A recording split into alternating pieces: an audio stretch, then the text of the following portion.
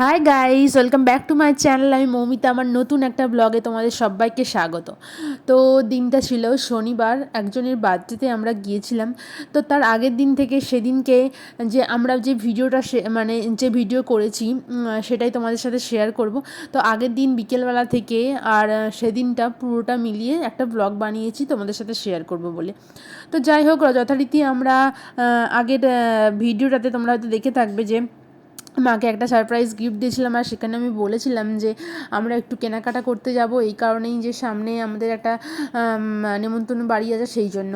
আসলে ওটা বাড়তে বাড়ি ছিল, তো সেই জন্য আমরা গিয়েছিলাম যে গিফট কেনার জন্য।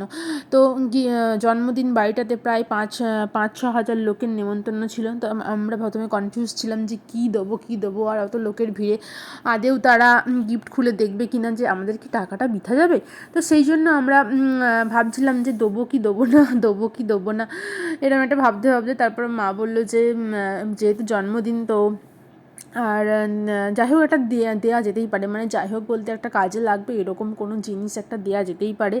আর নয়তো একটা মানে যেহেতু বাচ্চাটার বয়স ছিল 10 বছরের কাছাকাছি, তো সেই জন্য আমরা ভাবলাম যে ওকে একটা মানে যে স্কুল টিফিন বক্স, যে লাঞ্চ বক্সগুলো হয় ওরকম টাইপের, সাথে একটা জলের বোতল ছিল। মানে ওটা আমরা দিয়েছিলাম সেলো কোম্পানির ছিল। আর জিনিসটার দাম নিয়েছিল প্রায় 500 টাকার কাছাকাছি। খুবই সুন্দর একটা গিফট ছিল, মানে শুধু ও মানে যার জন্মদিন সে কেন, মানে বড়রাও ইউজ করতে পারবে। আর বোতলটা তো খুবই সুন্দর ছিল। আর এখানে আমরা বিকেল বেরিয়ে পড়েছিলাম, সেরকম কোনো দোকান খোলা ছিল না। আমরা যে মার্কেটটায় গিয়েছিলাম সেখানে মানে যেসব দোকানগুলোতে যাব বলে ভেবেছি সেখানে সব দোকান বন্ধ ছিল। তো শেষ পর্যন্ত এই দোকানটাতেই আমরা গিয়েছিলাম। এখানেও বিভিন্ন রকমের অনেক জিনিসপত্র পাওয়া যায়, মানে বিভিন্ন অনুষ্ঠানে দেওয়ার মতো অনেক জিনিসপত্র পাওয়া যায়, এমনকি খাবার দাবার মানে স্ন্যাক্স আইটেম অনেক আর রয়েছে, এমনকি মানে ইমিটেশনের জিনিসপত্র, মানে সব রকম জিনিসপত্র এখানে আছে। তো আমরা যখন গিয়েছিলাম আমরা তাড়াতাড়ি পৌঁছেছিলাম এই কারণে, যদি বৃষ্টি চলে আসে, কারণ এখন তো হঠাৎ করে বৃষ্টি চলে আসে, কোনো ঠিক ঠিকানা নেই। তো আমরা তাড়াতাড়ি বেরিয়ে পড়েছিলাম, ভাবতে পারিনি যে দোকানপাট বন্ধ থাকবে। তো যদি বন্ধ মানে এই দোকানটা যদি খোলা না থাকতো তাহলে খুবই সমস্যা হয়ে যেত, তো আবার বাড়ি ফিরে আসতে হতো। তো কী আর করা যাবে, তো যাই হোক এখানে মোটামুটি খোলা ছিল, মানে সেই মাত্র খুলছিল, আমরাও গেলাম সেই মাত্র খুলছিল, খুবই ভালোই হলো। তো যাই হোক এখানে মা আমরা যে জিনিসটা কিনবো বলে ঠিক করলাম, তো এই যে বোতল ওমের হাতে, ওটা ওই লাঞ্চ বক্সের সঙ্গে ফ্রি। আর আমরা গিফট যেহেতু লাঞ্চ বক্সটা দিচ্ছি, তাই জন্য আমি দোকানদারকে বললাম যে বোতলটা আমাদের কাছেই রেখে দেবো, শুধুমাত্র বক্সটাই দেওয়া হবে। তো ওম এখানে কী কাণ্ড করবে খুঁজে পাচ্ছিল না, বোতল ধরে টানাটানি করছিল, তো সেই জন্য মা ওর হাতে বোতলটা দিয়ে দিয়েছিল।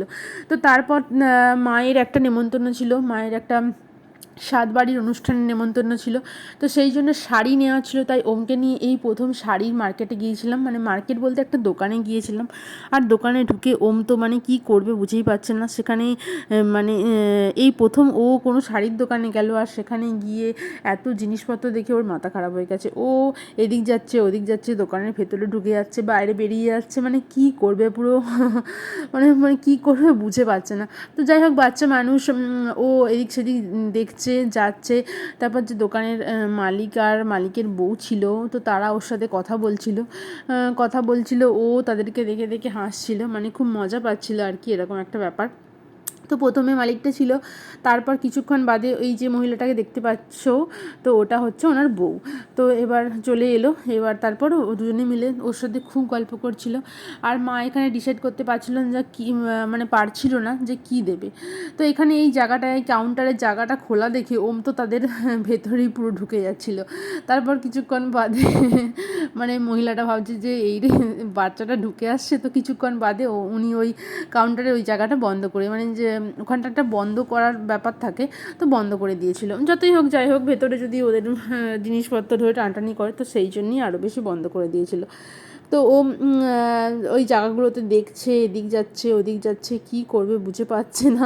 আর আমার শুধু ভয় লাগছে বেরিয়ে না রাস্তায় চলে যায়, রাস্তায় প্রচণ্ড গাড়ি ঘোড়া, মানে গাড়ি চলছিল, তো সেই জন্য আমি ওকে চেপে ধরে বসেছিলাম। মা শাড়ি কিনছিল, আমি কিন্তু শাড়ির দিকে একদমই দেখিনি, মানে মানে মানে আমি যে পছন্দ করব সেটা করতেই পারিনি, কারণ মাই সেটা করছিল, কারণ ওম যে ছটফট করছিল যদি বাইরে বেরিয়ে চলে যায় সমস্যা হবে, কারণ ওখানে অচেনা জায়গা প্রথমত, তারপর অনেক গাড়ি টাড়ি আছে সেই জন্য।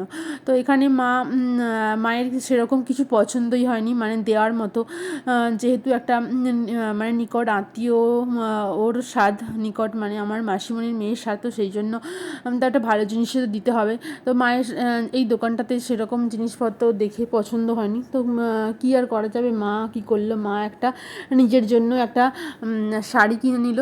তো অনেক রকম ছাপা শাড়ি, তারপর মলমল শাড়ি, বিভিন্ন রকম শাড়ির কালেকশন ভালোই ছিল।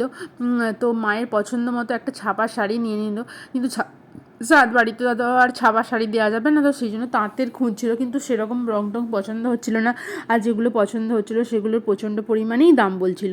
তো সেই জন্য আমরা ভাবলাম, মা বললো যে বাড়িতে আমার একটা, ওনাদেরকে বললো যে বাড়িতে আমার একটা কেনা আছে ওইটাই দিয়ে দেবো। তারপর মা এসে বললো যে থাক ওটা দেবো না, আমি তাহলে অন্য কোনো দোকানে দেখবো, তো সেখানে গিয়ে অন্য কোনো দোকান থেকে কিনে নেবো। তো মায়ের একটা হলুদ রঙের তাঁতের শাড়ি দেওয়ার ইচ্ছা ছিল, আর বাড়িতেও একটা কেনা ছিল, কিন্তু তারপর বললো যে থাক ওটা আমার জন্য, আর আমরা তাহলে নতুনই একটা কিনে নিই। তো এখান থেকে মা একটা ছাপা শাড়ি কিনে নিল, ছাপা শাড়িটা নিয়ে তো আমার বললো যে এতে যাব, অন্য দোকানে যাব তাঁতের শাড়ি কেনার জন্য। তো ওমে তো দুষ্টুমির শেষ নেই, সে কী করবে কিছুই খুঁজে পাচ্ছে না। তো যাই হোক, তারপরে ক্লিপটা নেওয়া হয়নি, অন্য একটা দোকান থেকে আমরা একটা তাঁতের হলুদ কালারের শাড়ি নিয়েছিলাম। আর এখানে বাড়ি ফিরে এসেছিলাম সন্ধেবেলাতে, আর এসে দেখছি যে বাবা চলে এসেছে। বাবার সন্ধেবেলাতে আসার কথা ছিল, কিন্তু একটু মানে একটু কাজ ছিল বলে আস্তে আস্তে একটু ওই 8:30 মতো বেজে গিয়েছিল। আর এসে ওপরে এসছে, ওমকে তখন ঘুম পাড়াতে নিয়ে এসেছি, কিন্তু যেই দাদুকে দেখেছে অমনি তার ঘুম ভেঙে গেছে। আর বাবা কী করলো, তার চশমাটা খুলে যেই তাকে পরিয়ে দিয়েছে, ও তত মানে আনন্দের সীমা নাই, মানে চশমা পরলে তার খুব খুশি, মানে জীবনে চশমা পরলে তার খুবই খুশি হয়। সে এদিক দেখে ওদিক দেখে, সে কী করবে খুঁজে পাচ্ছে না। ও ভাবে যে ওকে চশমা পরলে ওকে খুব সুন্দর দেখতে লাগে, ও ভাবছে যে আমাকে তো ভালো লাগছেই, কিন্তু আমাকে দেখতে হবে আয়নাতে যে আমাকে কীরকম লাগছে। সেই জন্য একবার ওই আয়নায় যাচ্ছে, একবার ওই আয়নায় যাচ্ছে, মানে কী করবে কিছুই বুঝে পাচ্ছে না। তারপর মা কিছুক্ষণ বাদে বললো, চশমাটাতে অল্প স্বল্প পাওয়ার আছে, তো চশমাটা খুলে দাও, না হলে একটু অসুবিধা হয়ে যাবে। তো তারপর বাবা চশমাটাকে খুলে নিল, মানে সে তো দেবেই না, কিছুতেই পড়ে থাকবে। তো তারপর তবুও বাবা নেওয়ার চেষ্টা করছে, কিন্তু সে তো দিচ্ছেই না, আর সে আবার আনন্দে লাফালাফি করছে, নাচছে, কী করবে কিছুই বুঝে পাচ্ছে না। তো যাই হোক, সেদিনকের মতো ওই দিনটা রাত্রিবেলা মা বাবা তারপর ডিনার সেরে বাড়ি চলে গেল। আর পরদিন সকালবেলা আমরা মানে আমরা তিনজন, আমি, মা আর ওম, তিনজনে মিলে জন্মদিন বাড়িটাতে গিয়েছিলাম। প্রচণ্ড পরিমাণে গরম ছিল, সেই জন্য নর্মাল এমনি একটা জামা, মানে সালোয়ার কামিজ পরেই আমি চলে গিয়েছিলাম, কোনো মানে মেকআপ টেকআপ কিছুই করা হয়নি। আর গাড়িতে যেতে যেতে চুল অবস্থা খুবই খারাপ হয়ে গিয়েছিল। এই জন্মদিন বাড়িটাতে প্রায় 5,000-6,000 লোকের মানে নিমন্ত্রিত ছিল। তো ডেকোরেশন খুবই সুন্দর করেছিল, খুব সুন্দর করেছিল। 25-30টার মতো খাবারের স্টল বসিয়েছিল। তারপর তো এমনি লাঞ্চের জন্য অন্যরকম সব আইটেম ছিল। লোকেরা হুমড়ি পড়ে মানে খাবার খাওয়ার জন্য মানে হুড়োমুড়ি করছিল, আর আমরাও ব্যতিক্রম যাই কেন, এত স্টল দেখে কী খাবো না মানে বুঝে পাচ্ছিলাম না। তো প্রথমে গিয়ে আমরা কুলফি খেয়ে নিলাম ওরকম, তারপর ফুচকা খেয়েছিলাম, না ফুচকা খাইনি, তো তারপর মাশরুম পকোড়া খেয়েছিলাম, তারপর হচ্ছে ক্রিপসি বেবি কর্ন খেয়েছিলাম, তারপর খেয়েছিলাম হচ্ছে যে একটা পুদিনার জুস খেয়েছিলাম, মানে পুদিনার যে ওই ড্রিঙ্কসটা হয় না ওটা খেয়েছিলাম।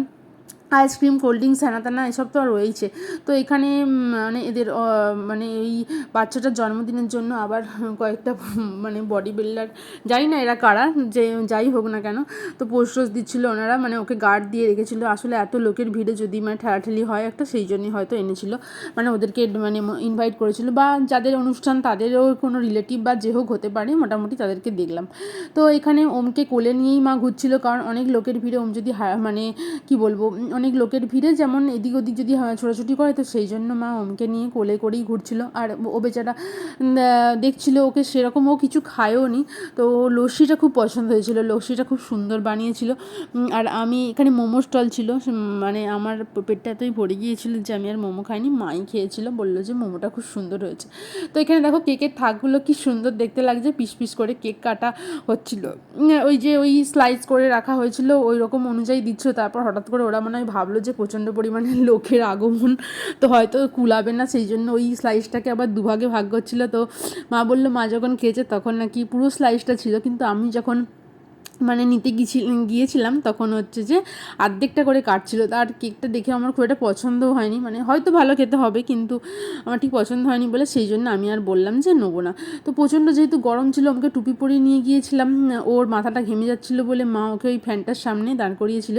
মানে এত খরচা করে মানে জন্মদিনটা করেছে, বেশ কয়েকটা কুলার লাগিয়ে দিলে এতটা কষ্ট হতো না। কুলার কয়েকটা ছিল কিন্তু সবগুলোই প্রায় বন্ধ। এবার এত যেহেতু লোকের ভিড়, চারিদিকে পাখা থাকলেও কিছু করার নেই, মানে প্রচণ্ড পরিমাণেই গরম হচ্ছে। তারপর গরম সহ্য করতে না পেরে মা বললো চলো খেয়ে নিই। তো এবার খেতে বসলাম। প্যান্ডেলটা মানে এত লোকের জন্য প্যান্ডেল, আবার দোতলা প্যান্ডেল হয়েছে। আমি প্রথম জীবনে দোতলা প্যান্ডেল দেখলাম।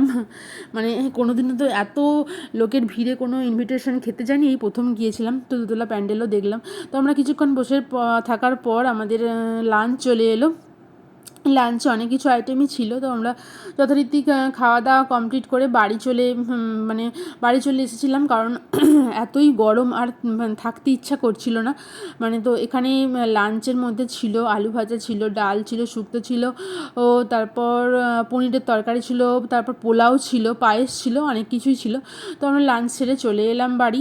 এখানে লাঞ্চ কী করেছি সেগুলোর আর ভিডিও ক্লিপস নিতে পারিনি, তাড়াতাড়ি করছিলাম, মানে ওরাও তাড়াতাড়ি করছিল। তো যাই হোক, ভিডিওটা এই পর্যন্তই। ভিডিওটা কেমন লাগলো অবশ্যই জানিও। ভালো যদি লাগে অবশ্যই লাইক করে দিও, কমেন্ট করে দিও, শেয়ার করে দিও। আর চ্যানেলে যারা নতুন অবশ্যই চ্যানেলটাকে সাবস্ক্রাইব করে দিয়ে পাশে থেকো। তো দেখা হচ্ছে নেক্সট কোনো ভিডিওতে, নেক্সট কোনো ব্লগে। ততক্ষণের জন্য টাটা, সবাই খুব ভালো থেকো।